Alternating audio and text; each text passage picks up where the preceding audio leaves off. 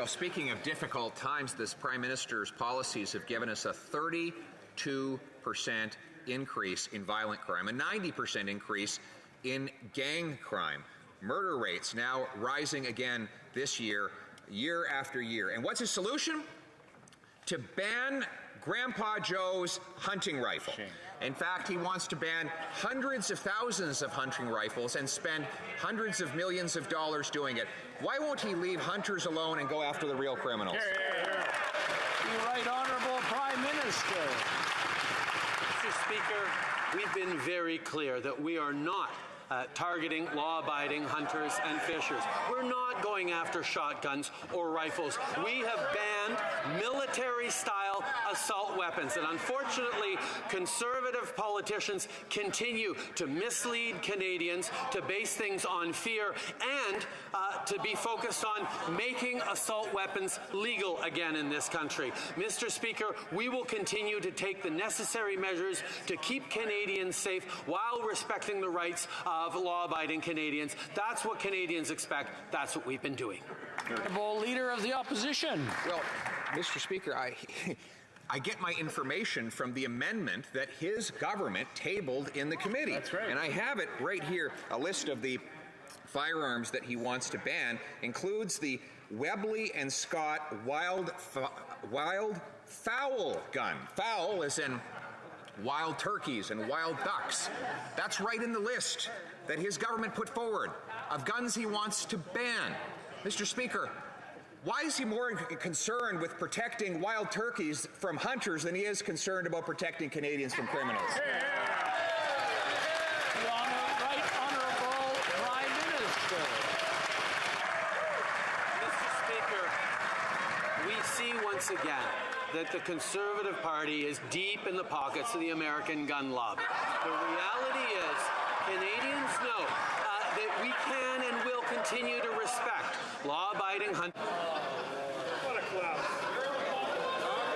Disinformation. Should be ashamed. So you have been briefed on foreign interference. Like we thought. You're in the pocket of the turkey lobby.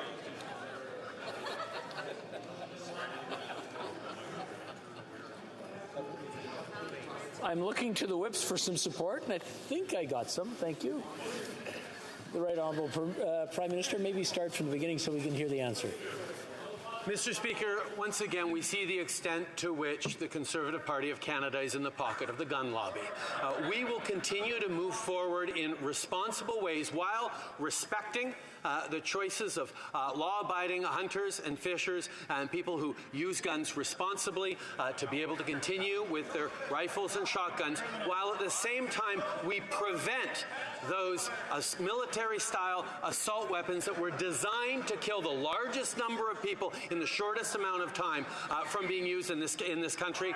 The Conservatives continue to try and bring those back. We will stand strongly on better gun control. The Honourable Leader of the Opposition. Mr. Speaker, it's right on page 294 of his proposed amendments that he wants to ban the Webley and Scott wild fowl gun. Again, this is a firearm specifically designed to go after turkeys and ducks. These are tools for farmers and hunters, many of whom are First Nations who rely on country food in order to feed themselves. But he wants to ban them and turn those people into criminals. Yeah. Now, I'm taking my information directly from these amendments. Why won't he stand up and admit that he wants to ban hunting rifles and shotguns rather than going after the real criminals? The Right Honourable Prime Minister.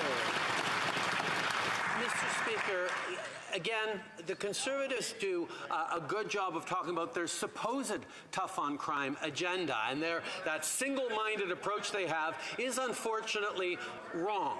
As we've seen, supposedly tough-on-crime legislation that keeps getting struck down by the courts doesn't do a thing to keep our communities safer. That's why we're focused on smart legislation to ensure that Canadians are protected and making sure that our communities are safer. We're going to continue to move forward on responsible gun control while respecting the rights of law-abiding hunters and farmers.